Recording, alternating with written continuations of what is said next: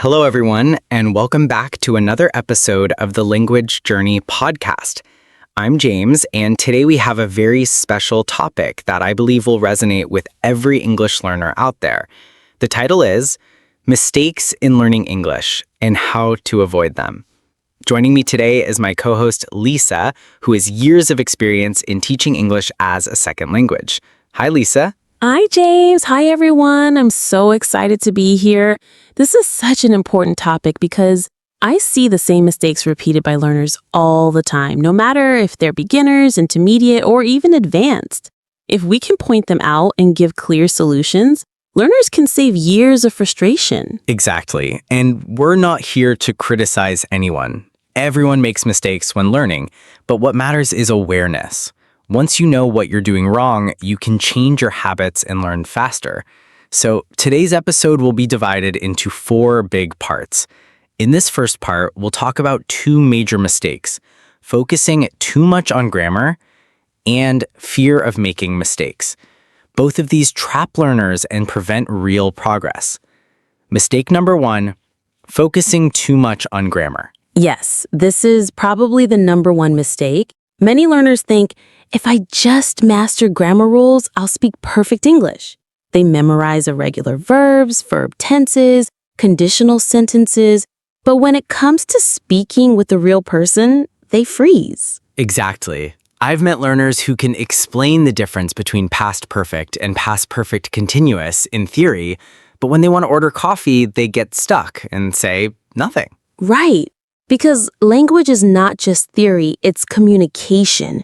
Grammar is important, but it should be like the skeleton, not the whole body. What you need is fluency, vocabulary, and the ability to express ideas. Let me share a quick example. I once had a student named Min. He could do grammar exercises perfectly. But in class, when I asked, "So what did you do last weekend?" he paused for 20 seconds and said, I go shopping. Now, grammatically wrong, but the bigger issue is he was too focused on not making a mistake. He knew the correct form was went shopping, but his brain was locked. Yes, that happens so often. And here's the thing. If Min had just said confidently, I go shopping, I would have understood him. Communication succeeded. Then, as he practiced more, he could adjust the grammar. The solution here is don't let grammar control you. Use grammar as a tool, not as a prison. That's powerful. So what can learners do practically? I suggest the 70-30 approach. Spend 70% of your study time on listening, speaking, reading, and vocabulary. Only 30% should be on grammar. And when you study grammar, immediately use it in real sentences. For example, after learning past tense, tell a short story about your day yesterday. Don't just fill in blanks. Yes, use the language to talk about your life. Otherwise, grammar remains abstract. Mistake number 2 is the fear of making mistakes. Learners often think, if I say something wrong, people will laugh at me. Better stay quiet. I hear this all the time. Students tell me, teacher, I understand English, but I can't speak. And the reason is fear. They're too worried about mistakes, so they don't practice. But ironically, by not practicing, they never improve. Exactly. I always say mistakes are your best teacher. If you don't make mistakes, it means you're not learning anything new. Imagine a child learning to walk. They fall many times, but that's how they finally learn. That's such a great metaphor. And think about native speakers. Even they make mistakes. They forget words, they use and They start a sentence and then change it. But communication continues. That's so true. When I learned Spanish, I remember I once said to a waiter, "Tengo hambre muy grande," which literally means I have a very big hunger. Grammatically awkward, but guess what? The waiter smiled and brought me food. Mission accomplished. Exactly. The key is communication, not perfection. I often tell my students, if you can make yourself understood, you're already successful. Grammar perfection will come later. So, how can learners overcome fear? One method is to change your mindset. Instead of thinking, I must speak perfectly, Think, I must make myself understood. Second, practice in low-pressure situations. Talk to yourself in English while cooking, or record voice messages to friends.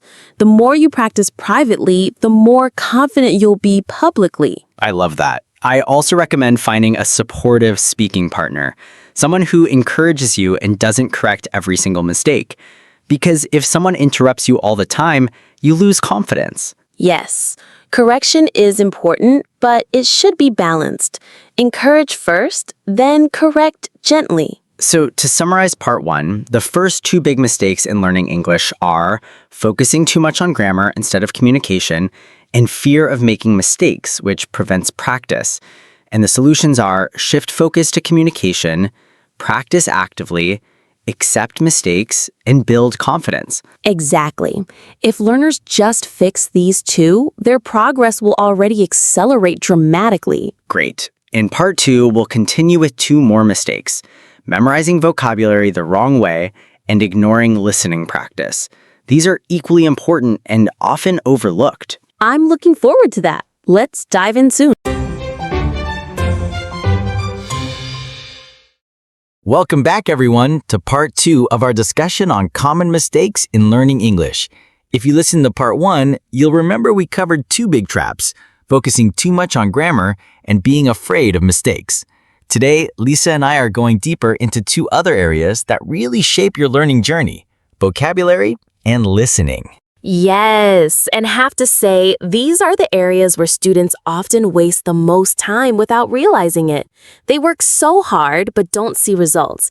And the problem is not their effort, it's their method. Exactly. Let's jump into the third big mistake: memorizing vocabulary the wrong way. Mistake 3. Memorizing vocabulary the wrong way. James, I'm sure you've seen this too. Students writing long lists of words, sometimes hundreds at a time, and trying to memorize them by translation alone. For example, they'll keep a page of apple, banana, library with only one-word meanings beside them. Yes, I see that a lot. And the problem is, even if they memorize 100 words like this, after a week, they forget most of them. Words learned in isolation don't stick in the brain. Exactly. Language is not just words, it's words in context.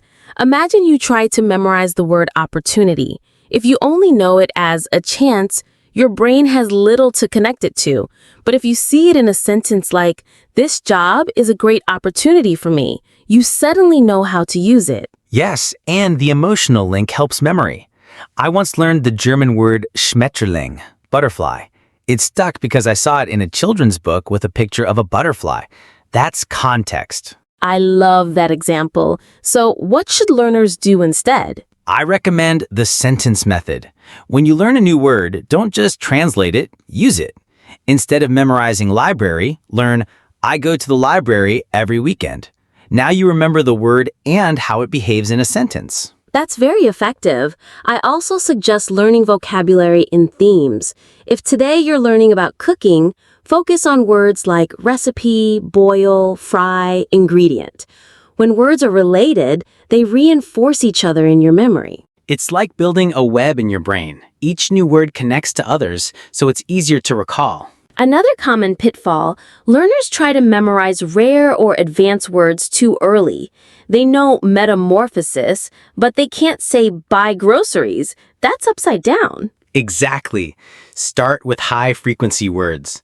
The 2,000 most common words cover a huge portion of everyday English. Master those first, then build up to advanced vocabulary. And don't forget repetition. You usually need to meet a word multiple times in context before it sticks. Reread texts, re-listen to audio, and use the words actively. Practical tip for everyone. Keep a personal vocabulary notebook. For each new word, add a simple definition, 1 or 2 example sentences, and, if it helps, a tiny sketch. Review daily and try to use those words the same day you learn them. Yes, input plus output is the winning combo. If you don't use the words, you'll lose them. Mistake 4. Ignoring listening practice. All right, let's move to mistake number 4, ignoring listening practice. Many learners focus heavily on reading and writing, but they avoid listening. Why do you think that is, Lisa? Because listening feels difficult and discouraging at first. When beginners listen to a fast speaker, they often understand almost nothing, so they give up and think, I'll learn vocabulary and grammar first, then listen later. But that's a huge mistake. Absolutely. Listening isn't something you can just add later. It's a skill that requires constant exposure. If you avoid it, your ears never get used to the sounds of English. Right. For example, many learners recognize a word in writing but don't catch it in speech because of connected sounds, rhythm, or reduced forms. That's what happens when you only study with your eyes, not your ears. I've had students say, when I read, I understand. When I listen, I don't. The reason is lack of training. Listening develops your ability to decode sounds, intonation, and patterns. And here's the secret. You don't need to understand every word. You need the main idea. With regular practice, your brain starts recognizing chunks and patterns. From my own experience learning French, I forced myself to listen to French radio every morning. At first, I understood maybe 10%. After a few months, whole sentences started to pop out. My brain adapted. That's so encouraging, and it shows the power of consistency. Even 15 minutes a day beats 2 hours once a week. So what practical tips can we give? Match the level. If you're a beginner, don't start with fast news. Try graded podcasts, slow speech videos, or ESL materials. Use active listening. Pause, repeat, write down key phrases, and practice shadowing. Listen to a sentence and immediately repeat it, copying rhythm and pronunciation. Choose topics you love. If you enjoy cooking, travel, tech, or sports, use content in those areas. Enjoyment keeps you going. Exactly. Motivation is the engine. If you love the topic, you'll stick with it. To wrap up, part 2. Mistake 3 is memorizing vocabulary the wrong way. Solution: learn in context, use sentences and themes, prioritize high-frequency words, and review with repetition and output. Yes, change these 2 habits and you'll feel a big shift. You'll remember vocabulary better and understand spoken English more naturally. Perfect. In part 3, we'll explore 2 more mistakes: translating too much from your native language and lack of consistency. These are very common and very fixable. Can't wait to dive in. Welcome back, everyone, to part 3 of our deep dive into the most common mistakes learners make when studying English. So far, we've talked about grammar obsession, fear of mistakes, wrong vocabulary strategies, and ignoring listening. Today, Lisa and I are going to tackle 2 more critical issues that often block fluency: translating too much from your native language and lack of consistency. Yes, these 2 are really important. I think almost every learner struggles with them at some point, and if they're not fixed, they can keep you stuck at the same level for years. I agree. Let's start with mistake number 5, translating too much from your native language. Mistake 5, translating too much from your native language. This is something I notice all the time. When I ask students to speak in English, I can almost see the process in their heads. They first think in their native language, then translate word by word into English, and then finally speak. Yes, and that creates a delay. Conversations become slow and stressful. Plus, sometimes the translation doesn't work because languages have different structures and idioms. Exactly. For example, someone might translate a phrase literally and produce a sentence that sounds odd, or even changes the meaning. Direct translation often misses natural collocations, prepositions, and idiomatic expressions. I remember when I was learning Spanish, I once said a literal phrase that sounded strange to native speakers. They smiled and corrected me gently, but it showed how dangerous direct translation can be. The more advanced you become, the more subtle the problem gets. Idioms, phrasal verbs, and cultural expressions rarely translate directly. So what's the solution? The key is to think directly in English. At first, it's awkward, but you can train yourself. Start with simple steps. When you see an object, think of the English word for it instead of translating from your language. Label items in your environment with sticky notes. Door, mirror, phone. See it, say the English word, connect the concept directly. Use English-only short definitions. Instead of using a bilingual dictionary, try a monolingual learner's dictionary that explains words in simple English. For example, see opportunity equals a chance to do something. That builds meaning inside English. Practice describing routine activities in English out loud. I'm making coffee. Now I'm checking my email. It's okay for sentences to be simple. Simple builds fluency. Yes, and another tip is to read short texts and paraphrase them out loud in English without looking at your native language. It forces your brain to restructure ideas in English. Over time, you'll reduce the habit of word-for-word translation and start producing more natural sentences. Mistake 6, lack of consistency.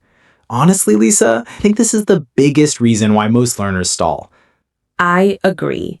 Many people begin with a lot of energy. They buy books, subscribe to apps, maybe join a class. For the first week, they study intensely. But then life gets busy, they skip a few days, and suddenly weeks go by without any practice.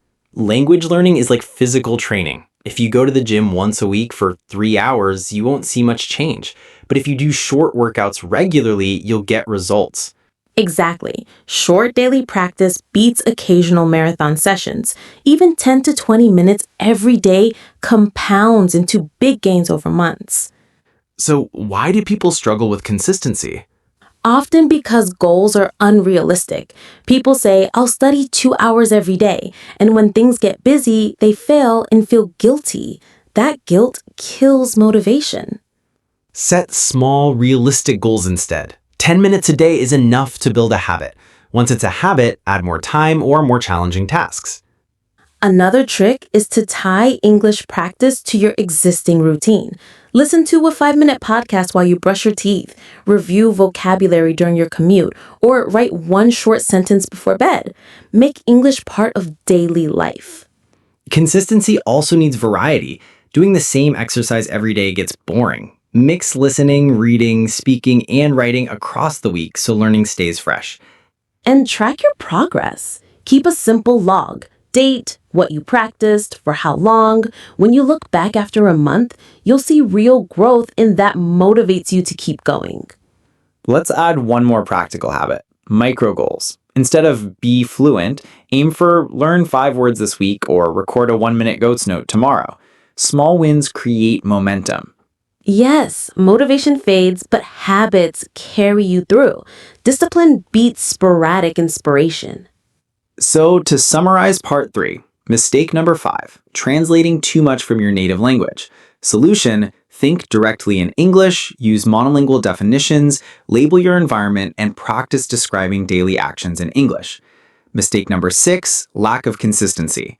Solution, set realistic daily goals, attach practice to routines, vary activities, track progress, and celebrate small wins. Fix these two, and you'll notice conversations becoming smoother and progress happening steadily. English stops being a task and starts becoming part of your life. Perfect. In part 4, we'll finish with 2 final mistakes, relying only on passive learning and not having a clear goal or plan. Those 2 can make or break advanced progress. Yes, those are the final pieces. See you in the final part.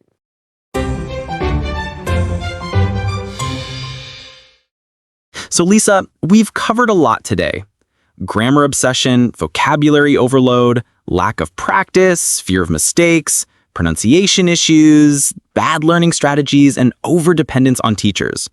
Before we wrap up, I think it's important to give our listeners a sense of direction. If they've been making these mistakes, what should they actually do starting today? Yes, I completely agree. Sometimes when people realize their mistakes, they feel discouraged. But here's the good news. Making mistakes is part of learning, and correcting them is what leads to growth. So let's shift from just talking about mistakes to offering solutions and habits that can help learners improve. Perfect. Maybe we should start with a mindset shift, because honestly, no technique works if your mindset is wrong. Exactly. One of the biggest mindset changes learners need is moving from I must be perfect to I am a work in progress. If you think about it, even native speakers make mistakes every day. Slips, wrong word choices, unfinished sentences, yet communication still happens. English is not about being flawless, it's about being understood. That's such an important point. And actually, perfectionism kills progress. Learners get paralyzed by fear of errors and end up not speaking at all. So the first habit is embrace mistakes as part of learning. Every error is feedback, not failure. Yes. The second habit I'd add is focus on consistency, not intensity. Many learners go through cycles, study intensely for 2 weeks, then stop for months. But language learning is like fitness. Daily, steady practice beats irregular bursts. Even 15 minutes a day, every single day, is more powerful than a weekend of cramming. I couldn't agree more. And consistency creates momentum. It builds automaticity, meaning your brain starts processing English faster and naturally. Listeners, think of it like brushing your teeth. You don't do it once for an hour, you do it a little every day. That's a great analogy. The third habit is balance input and output. Input means listening and leading. Output means speaking and writing. Too many learners only focus on one side. They listen a lot but never speak, or they memorize grammar and never actually hear how it's used in real conversations. You need both. Input gives you material, output strengthens memory. Yes, and the beauty of the modern world is you can practice both for free. You can listen to English podcasts, watch YouTube videos, read online articles, then immediately go to a language exchange app and practice speaking with someone across the world. Exactly. And here's a fourth habit. Practice shadowing. For those who don't know, shadowing means listening to a native speaker and repeating immediately, trying to match rhythm, intonation, and pronunciation. It's like singing along, but with spoken English. It's powerful because it trains your ear and your mouth simultaneously.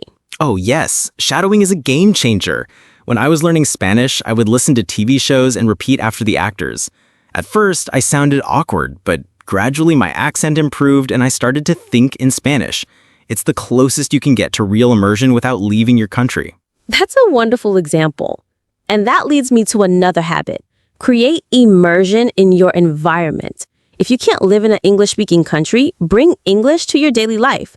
Change your phone's language settings, label objects in your house with English words, talk to yourself in English while cooking or cleaning.